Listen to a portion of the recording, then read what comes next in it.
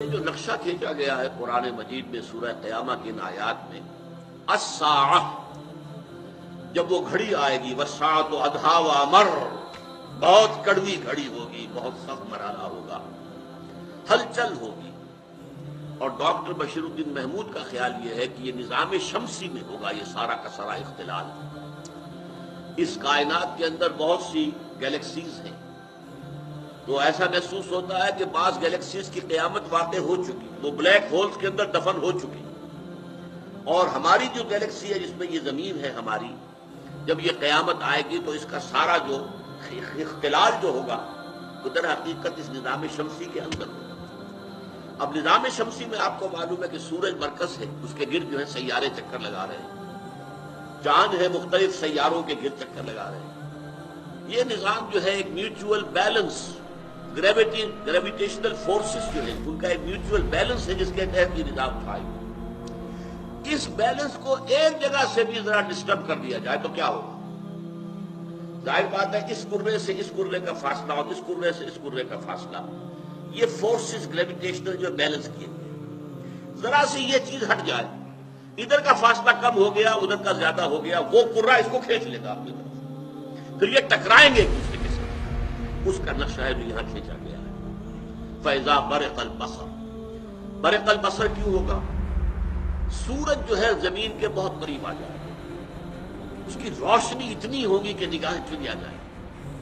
اس کو ہمارے ہاں عام روایات میں قیامت کے ذکر میں کہا جاتا ہے سورج سوا نیزے پر ہوگا، یہ عام ہماری روایات ہے، سوا نیزے پر ہوگا، اور اس کی وجہ سے شدید طباعت اور گرمی ہوگی، اور اپنے پسینوں کے اندر لوگ ڈوب رہے ہوں گے، پسینے سمندر کے مانند ہو جائیں گے۔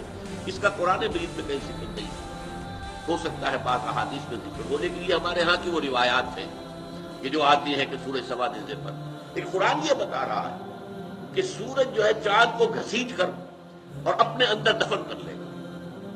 فَإِذَا بَرِقَ الْبَصَرُ وَخَسَفَ الْقَمَرُ، اور خسف کے دونوں معنی ہیں، یعنی چاند کا گہنا جانا اور چاند کا دھس جانا، زمین دھس جاتی ہے خسف کہتے ہیں اسے۔ خسف القمر وجمع الشمس والقمر، اب یہ سورج اپنی جگہ پر ہے، چاند اپنی جگہ پر ہے۔ چاند تو در حقیقت زمین کے گرد چکر لگا رہا ہے، زمین سورج کے گرد چکر لگا رہی ہے، لیکن ایسا اختلال کوئی ہوگا اس نظام شمسی کے اندر کہ چاند جو ہے وہ سورج کے اندر دھس جائے گا۔ اب یہ جب کوئی ہوگا تو یہ انسان جو ہے اس دن کہے گا این المفر، یعنی آج منطق جو ہے لڑا رہا ہے، بڑے بہانے بنا رہا ہے، کیسے ہوگا جب ہم ہڈیاں ہو جائیں گے، اذا کنا عظاما ورفاتا انا لمبعوثون خلقا جدیدا، کیسے ہو سکتا ہے؟ ہیہات لما توعدون، انہونی بات ہے، انہونی بات ہے، نہیں ہو سکتا، ناممکن ہے، یہ کیا کہہ رہے ہیں، یہ انہونی بات ہے۔ لیکن یہی انسان اس روز جو ساری اس کی جو اکڑ فونی ہے، وہ جو سارا جو اس وقت تکبر کے ساتھ اور تمرد کے ساتھ جو ذکر کر رہا ہے، اس وقت جو ہے ڈر کر کہے گا ہے کوئی بھاگنے کی جگہ؟ این المفر، فرار سے بنا ہے، دوڑ ڈالا، مفر جہاں پر دوڑ کر انسان بنا دینا۔ کلا لا وزر، بتا دیا جائے گا نہیں ہرگز، اور یہ بتانے کی ضرورت نہیں، صورتحال خود بخود جو ہے وہ روشن ہوگی از خود۔ لا وزر، کہیں کوئی جائے پناہ نہیں ہے، کوئی ٹھکانہ نہیں ہے، کہیں پر بچنے کی، بھاگ جانے کی کوئی جگہ نہیں۔